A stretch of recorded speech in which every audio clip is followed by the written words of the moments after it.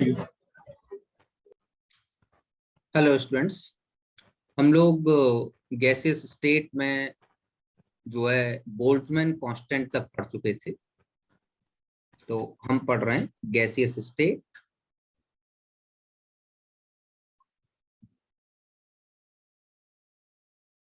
और इसमें आज जो नया टॉपिक हम शुरू करने जा रहे हैं उसका नाम है मैक्सवेल डिस्ट्रीब्यूशन ऑफ स्पीड।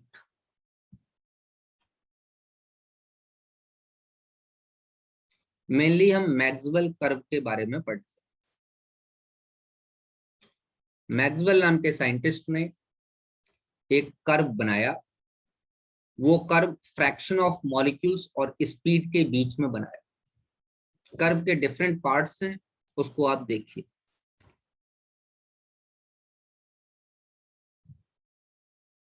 पहला कर्व, ध्यान दीजिए, यहां था फ्रैक्शन ऑफ मॉलिक्यूल्स।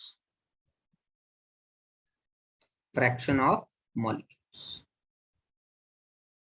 बेटे, ये सारी की सारी स्टडी कर्व की स्टडी है।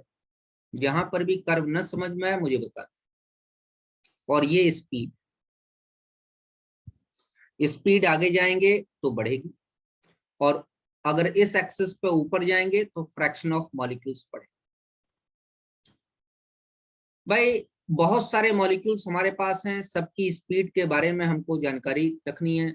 तो जब इसने ग्राफ बनाया तो इसको कुछ इस तरीके का ग्राफ हम लोगों को मिला। ये ऐसा कुछ ऐसा ग्राफ हम लोगों को मिला। टच मत कराना नीचे, ये इस तरीके से ऐसा ग्राफ। ठीक, जरा ध्यान से देखिए। अगर मैं इस ग्राफ को एक्सप्लेन करूं तो दो तीन बातें सामने आ। क्या? स्पीड आगे जाने पे बढ़ रही है, तो इस पॉइंट पर स्पीड 0 होगी। तो इस पॉइंट पर फ्रैक्शन ऑफ मॉलिक्यूल्स भी निग्लिजिबल है। इसका मतलब सीधी सीधी बात है कि 0 स्पीड वाले गैस में molecules rarest of the rare पाए जाए। अच्छा, मैं कहूं थोड़ी सी स्पीड बढ़ा दो, चलो थोड़ी सी स्पीड बढ़ा दो, थोड़ी सी स्पीड यहां पर, तो थोड़े से फ्रैक्शन ऑफ मॉलिक्यूल्स की स्पीड जो है बहुत कम है। तो मैक्सवेल कहता है कि मान लो कि ये फ्रैक्शन ऑफ मॉलिक्यूल्स, यही भाई ये स्पीड है, और कितने फ्रैक्शन ऑफ मॉलिक्यूल्स की है? इतने फ्रैक्शन ऑफ मॉलिक्यूल्स की। तो पहली बात है कि फ्रैक्शन ऑफ मॉलिक्यूल्स मतलब कितने मॉलिक्यूल्स, सब में कितने, having very low speed are very less. क्या इस पॉइंट में कोई प्रॉब्लम है आपको? No sir. चलिए, अब बेटा एक बात, तो आगे जाने पे स्पीड बढ़ रही है, तो इसका मतलब यहां पे जो फ्रैक्शन ऑफ मॉलिक्यूल्स हैं, जरा ध्यान से देखो, उनकी वेरी हाई स्पीड है। ये स्पीड बहुत ज्यादा है, ये स्पीड बहुत कम है। तो इसका मतलब ये भी जो फ्रैक्शन ऑफ मॉलिक्यूल्स है कुछ ज्यादा नहीं है, इसी के आसपास। देखो जरा ध्यान से। तो दूसरा पॉइंट ये भी है कि fraction of molecules having very high speed, बताओ अपने आप बताओ, are also very less. Very low in number या वेरी लेस। तो इसका मतलब गैस मॉलिक्यूल्स में बहुत लो स्पीड वाले भी बड़े कम मॉलिक्यूल है, और बहुत हाई स्पीड वाले भी बहुत कम मॉलिक्यूल। जैसे कि मैं मान लूं मैं एक क्लास में कोई टेस्ट लूं, तो एबव 95 वाले बच्चे भी बहुत कम होंगे, और बिलो 10 वाले बच्चे भी बहुत कम होंगे। 100 नंबर का टेस्ट, तो 100 नंबर के टेस्ट में एबव 95 कितनों के आए? 3 बच्चों के आए। 100 नंबर के टेस्ट में 10 नंबर से कम कितने के आए? 2 बच्चों के आए।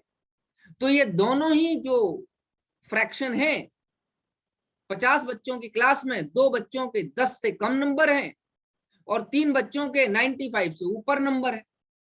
तो 50 बच्चों की क्लास में 3 का जो फ्रैक्शन है वो भी बहुत कम है, जिसके हाईएस्ट नंबर है, और 50 बच्चों की क्लास में जिनके लोएस्ट नंबर हैं वो भी फ्रैक्शन बहुत कम है। 2 बच्चे ऐसे हैं जिनके नंबर बहुत कम है। तो सीधी सीधी बात है कि fraction of molecules possessing very high speed are very less, fraction of molecule possessing very low speed are also very less. इसमें किसी को कोई समस्या? चलिए, No, sir. अब फ्रैक्शन ऑफ मॉलिक्यूल्स, ये वाले हाईएस्ट फ्रैक्शन ऑफ मॉलिक्यूल्स हैं। बोलो भैया, ये पॉइंट क्या दिखा रहा है?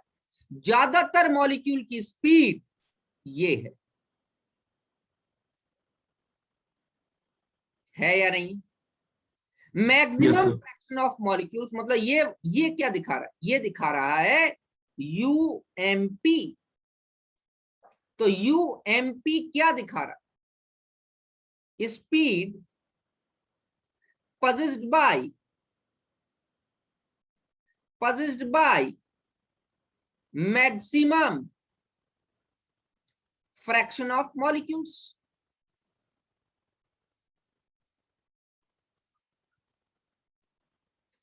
अधिकतर अणुओं की कितनी स्पीड है? वैसे इसमें ग्राफ में कोई हिंदी की जरूरत नहीं है, समझ बात आ रही नहीं यार? ये तो ग्राफ सामान्य रूप से समझ में आ रहा है सभी। हिंदी वाले बच्चे ध्यान से देखें, समझने की कोशिश करें, सब कुछ सामान आराम समझ में आ रहा है, मैं कुछ अंग्रेजी लिखा भी नहीं रहा। तो फ्रैक्शन ऑफ मॉलिक्यूल्स जो बहुत ज्यादा स्पीड में है वो भी बहुत कम है, फ्रैक्शन ऑफ मॉलिक्यूल जो बहुत कम स्पीड के हैं वो भी बहुत कम है, और जो स्पीड ज्यादातर मॉलिक्यूल अटेन कर रहे हैं वो मोस्ट प्रोबेबल स्पीड कहलाई। कोई प्रॉब्लम? No, sir. चलिए आगे बढ़ते।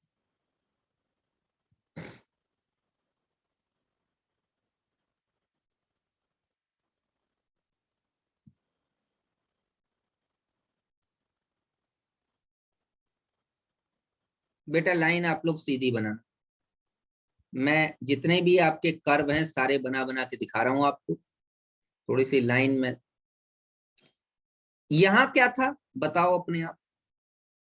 Fraction of molecule. Fraction of molecules. और यहां क्या है? स्पीड।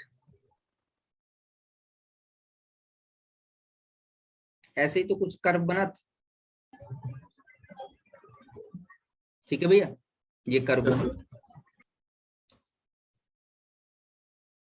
ये वाला लाइन क्या दिखा रहा है? UMP, most probable. बोलो बेटे Yes, sir. अगला।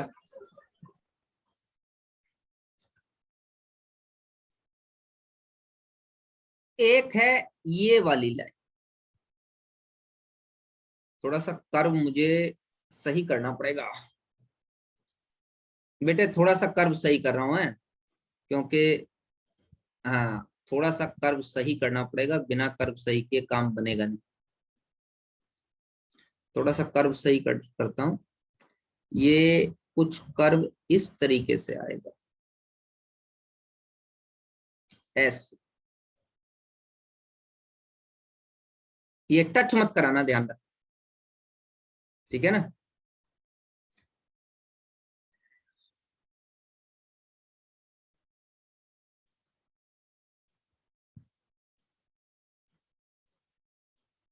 थोड़ा सा कर्व सही करता हूँ बेटा, नहीं तो दिक्कत होगी आपको। इतना अच्छा बन नहीं रहा ये, बनाता हूँ।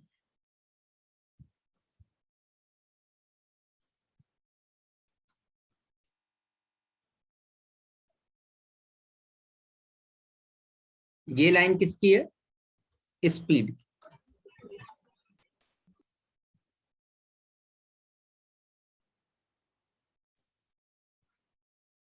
ये लाइन हमारी स्पीड की। ये ध्यान रखना। मैं यहां बना, ये जो है ये मैक्सिमम फ्रैक्शन ऑफ मॉलिक्यूल्स हैं जो स्पीड पजेस कर रहे हैं, और ये पॉइंट हमारा UMP। ठीक है भैया, अब थोड़ा सा आगे की तरफ बढ़ते हैं। ये पॉइंट हमारा किसका आए, अब थोड़ा सा दिखाई दे रहा है ना, थोड़ा कम मॉलिक्यूल्स, ठीक है ना, नीचे की तरफ। ये पॉइंट किसका आएगा, और लास्ट में एक और, तो ये पॉइंट आएगा हमारा U एवरेज। अच्छा, क्यों बताऊंगा, इधर देखो। और ये वाला पॉइंट किसका आएगा,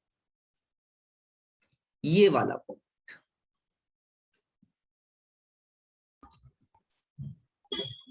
ये पॉइंट आएगा URMS। क्या आप मेरी बात से राजी हो? Yes sir. क्यों राजी हो बताओ?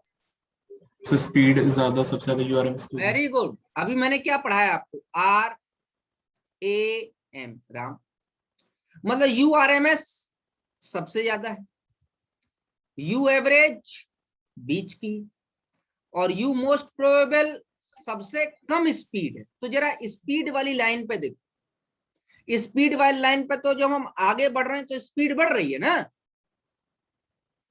बोलो बेटा। यस तो सर। UMP सबसे कम, बीच वाली लाइन U एवरेज की, और ये जो लास्ट ये जो रेड वाला पॉइंट दिखाई दे रहा है, ये किसका आएगा, URMS। RMS। बोलो भैया, क्लियर मेरी बात यस समझ? सर। हो सकता है आपको इस पॉइंट पे XYZ करके कोई पॉइंट्स दे दे और पूछ ले X क्या है, Y क्या है, Z क्या है, तो आप निकाल पाओगे या नहीं निकाल पाओगे? यस। बहुत बढ़िया। नेक्स्ट। अच्छा, मैं इफेक्ट ऑफ मॉलिक्यूलर मास की बात करूं, मॉलिक्यूलर मास, इस पर भी एक बार क्वेश्चन आ चुका।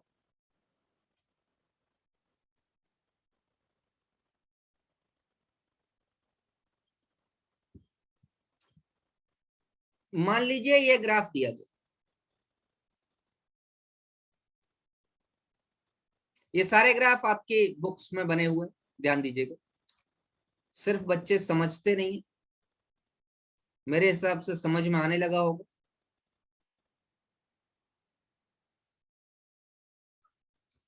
और ये स्पीड,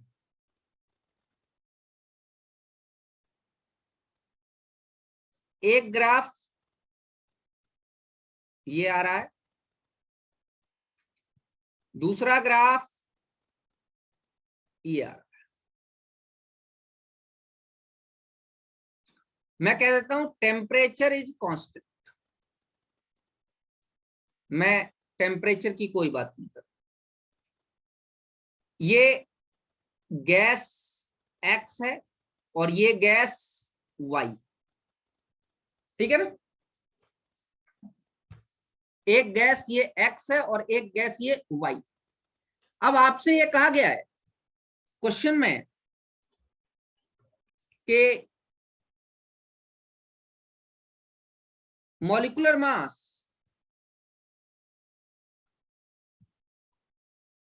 ऑफ, पहला option gas X is greater than gas Y, number दूसरा option gas X is smaller than gas Y, number तीसरा option gas X is equal to gas Y, या नंबर चौथा ऑप्शन डाटा इनसफिशिएंट।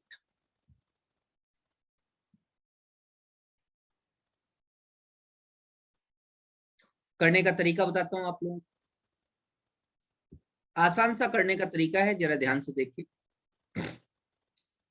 बेटा gas X के लिए most probable speed यहां पर आएगी या नहीं आएगी? Yes sir. ये आ जाएगी UX कर लूं मैं, और इसकी मोस्ट प्रोबेबल स्पीड यहां पर आएगी या नहीं आएगी? ये मैं यू वाई कर लू, कोई प्रॉब्लम है? No sir. अपने आप बताओ यू एक्स ज्यादा है या यू वाई ज्यादा है? भैया UI। यू वाई ज्यादा है और यू एक्स कम।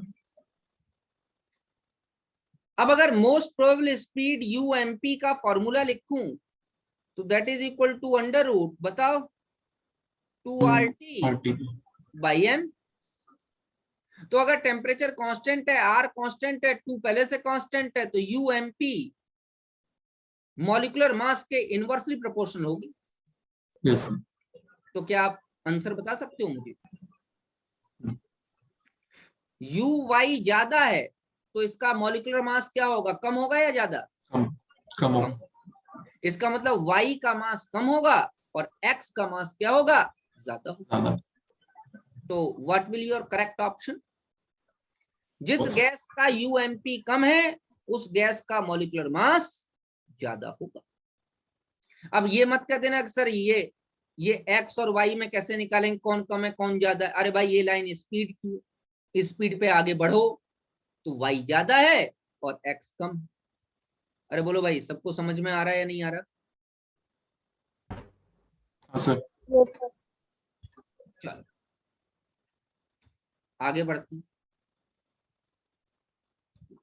जरा हम बात करते हैं इफेक्ट ऑफ टेम्परेचर की।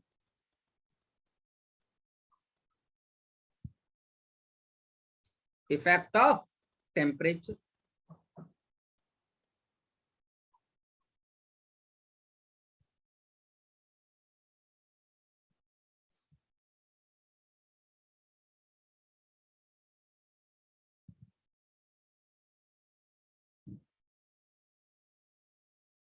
ये है फ्रैक्शन ऑफ मॉलिक्यूल्स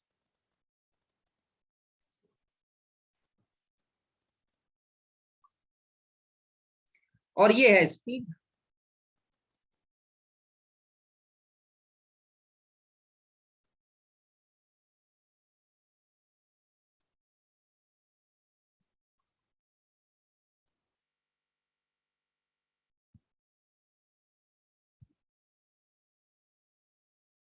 ये टेम्परेचर T1 है, ये टेम्परेचर T2 है, ये temperature T3। The graph is plotted for same gas at 3 different temperatures।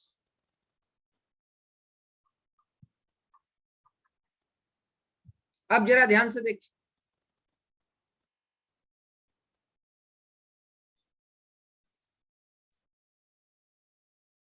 यहां पे मोस्ट प्रोबेबल स्पीड जो आपको मिलेगी T1 टेम्परेचर पर, वो U1 कह देता हूं मैं। यहां पे जो मोस्ट प्रोबेबल स्पीड आपको मिलेगी T2 टेम्परेचर पर, उसे मैं U2 कह देता हूं। यहाँ पे जो मोस्ट प्रोबेबल स्पीड आपको मिलेगी T3 टेम्परेचर पर, उसको मैं U3 कह देता हूं। मतलब U1, U2, U3 are the UMPs at 3 different temperatures। ठीक है भैया, फॉर द सेम गैस। तो अब यूएमपी का फॉर्मूला क्या है? Under root 2RT by m. M constant है, आर कांस्टेंट है, टू कांस्टेंट। तो UMP directly proportional to root T तो आ गया ये टेम्परेचर। डायरेक्टली आप ध्यान से, टेम्परेचर बढ़ेगा यूएमपी बढ़ेगा। तो सबसे ज्यादा यूएमपी किसका है? U3 का। अरे बोलो भैया, U1 सबसे कम है, U2 ज्यादा है, U3 ज्यादा है। तो इसका मतलब T1 कम है, T2 ज्यादा है, T3 ज्यादा है। कोई प्रॉब्लम है क्या? No sir. No sir.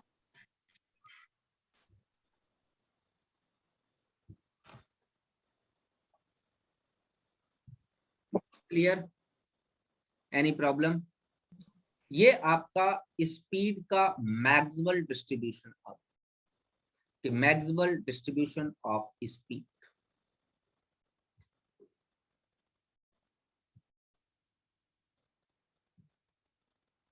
चलिए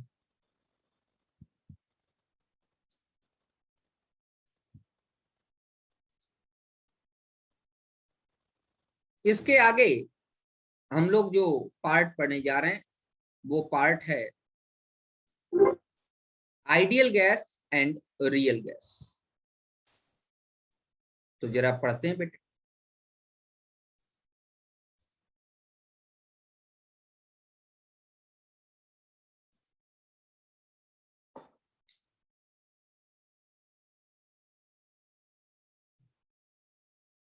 ideal gas and real gas.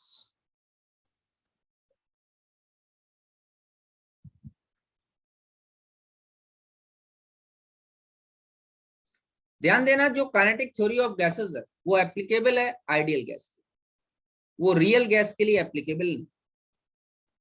क्यों एप्लीकेबल नहीं? क्योंकि वहां पर दो ऐसी चीजें हैं, दो ऐसे पॉइंट्स हैं जो कोरिलेट नहीं करते। पहला पॉइंट, मैंने आप लोगों को दोनों पॉइंट अभी पीछे वाले लेक्चर में टिक कराए हैं।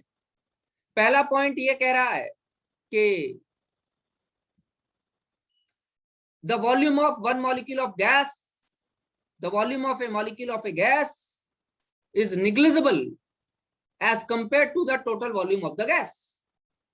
और दूसरा पॉइंट ये कह रहा है कि there is no attraction or repulsion force acting in the gas molecules। तो ये जो पहला पॉइंट है कि the volume of a molecule of a gas is negligible as compared to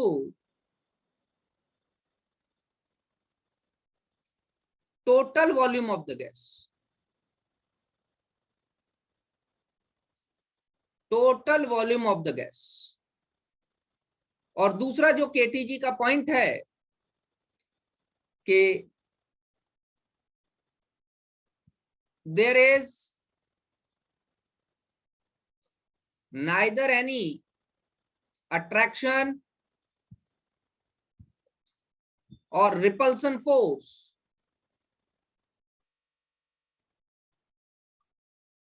in between gas molecules. ये दोनों पॉइंट जो हैं, these are only applicable for ideal gas।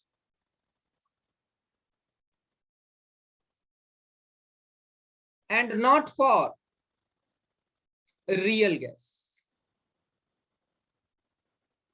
ये दोनों पॉइंट रियल गैस पर एप्लीकेबल नहीं हो। हाँ, यहां पर एक चीज जरूर लिखनी चाहिए, real gas follow ideal gas equation या ideal gas laws on low temperature, sorry, low pressure and high temperature.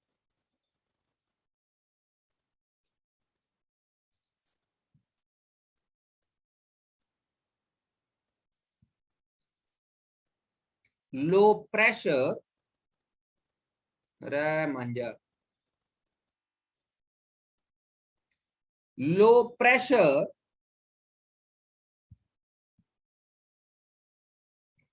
And high temperature. ये ध्यान रखें, जो रियल गैस है वो आइडियल गैस को तभी फॉलो करेगी जब प्रेशर लो होगा और टेम्परेचर हाई होगा।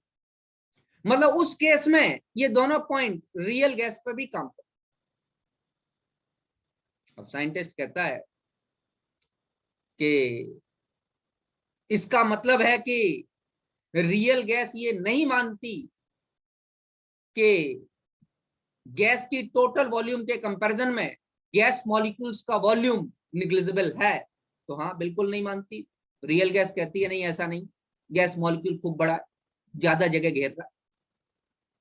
अच्छा, गैस मॉलिक्यूल ये रियल गैस ये भी नहीं मानती कि अट्रैक्शन और रिपल्सन फोर्स नहीं है। रियल गैस ये कहती है नहीं, अट्रैक्शन और रिपल्सन फोर्स है। और दूसरी और तीसरी एक बात और मैं बोलना चाहूंगा, जो हम लोग पहले ही पढ़ चुके हैं, कि ideal gas equation PV is equal to NRT है। वो आइडियल गैस के लिए तो एप्लीकेबल है, लेकिन रियल गैस के लिए एप्लीकेबल नहीं।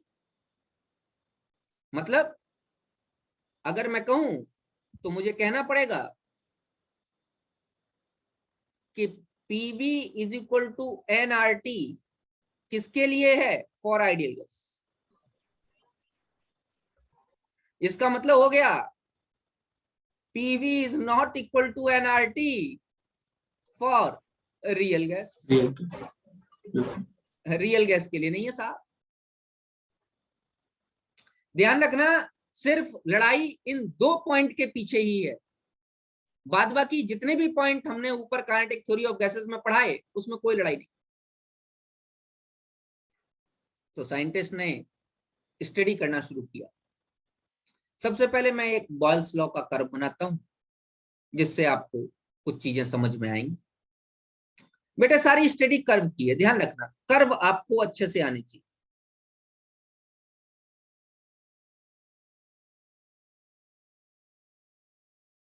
ये प्रेशर है और ये वॉल्यूम, ऐसा ही तो कर्व आता है।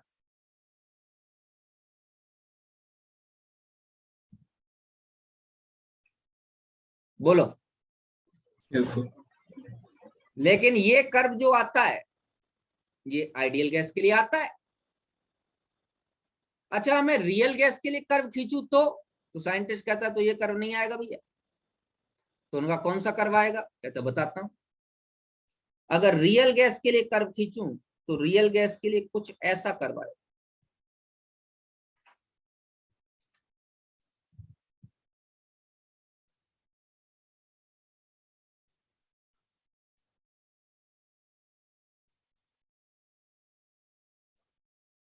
खींचो, मैं डायरेक्ट ही ऐसे खींच देता हूं ना,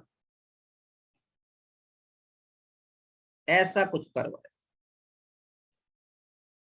मतलब ये है रियल गैस के लिए। ठीक है बेटा, यहां से एक लाइन ड्रॉ करो, एक परपेंडिकुलर लाइन ड्रॉ करो। इसलिए मैंने डॉटेड उसको नहीं बनाया था। मैं एक परपेंडिकुलर लाइन ड्रॉ कर रहा हूं, तो ये वॉल्यूम पर आके गिर रही। Yes, तो sir. ये पॉइंट क्या शो कर रहा है? ये पॉइंट शो कर रहा है वॉल्यूम ऑफ रियल गैस। अच्छा,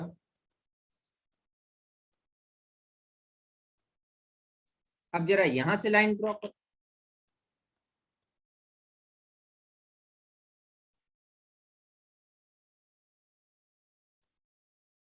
तो ये पॉइंट क्या शो कर रहा है? ये पॉइंट शो कर रहा है वॉल्यूम ऑफ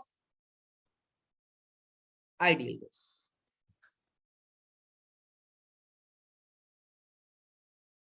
ठीक है भैया, ये दोनों पॉइंट हमको समझ में आ गए। वॉल्यूम ऑफ रियल गैस और वॉल्यूम ऑफ आइडियल गैस।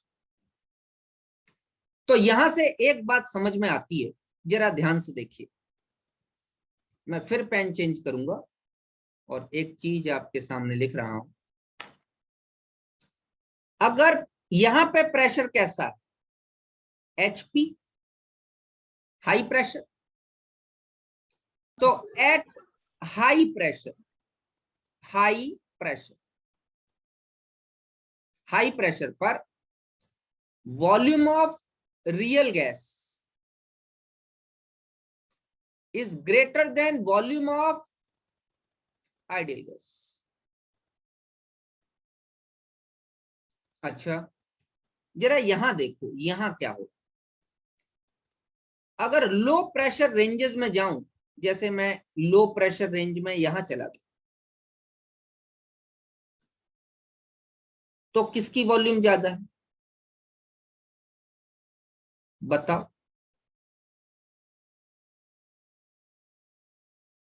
बोलो। At low pressure, very low, low क्यों लिख रहे हो? एट वेरी लो प्रेशर, थोड़ा सा सही करो इसे, वेरी लो लिखो, क्योंकि अभी हम लोग वान डर वाल इक्वेशन पढ़ेंगे तो उसमें ये वर्ड्स यूज होंगे बेटा।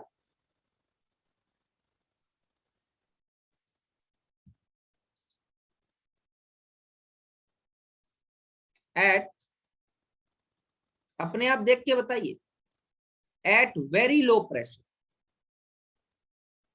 बताओ, V real gas is less than V ideal gas। अब ये दोनों ही बातें गड़बड़ हो जाती।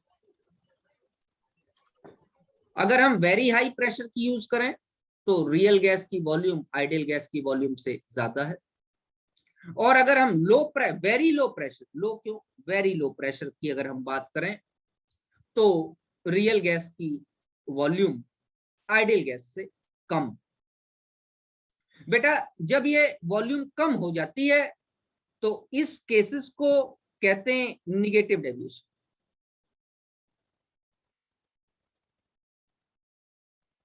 From ideal behaviour.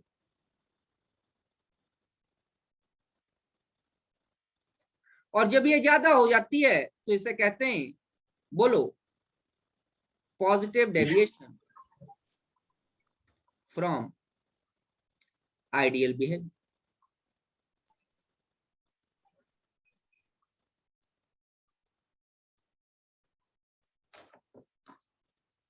आज मैंने आपको आइडियल और रियल गैस तक बता दिया। इसके डेविएशंस हम लोग अपने नेक्स्ट लेक्चर में पढ़ेंगे बेटे। यहाँ तक आप लोग पढ़िए और कल मिलते हैं आपसे अपने नेक्स्ट लेक्चर में, जहां मैं आप लोगों को दोनों ही डेविएशंस के बारे में बताऊंगा और कंप्रेसिबिलिटी फैक्टर जेड के बारे में बताऊंगा और वान डर वाल इक्वेशन के बारे में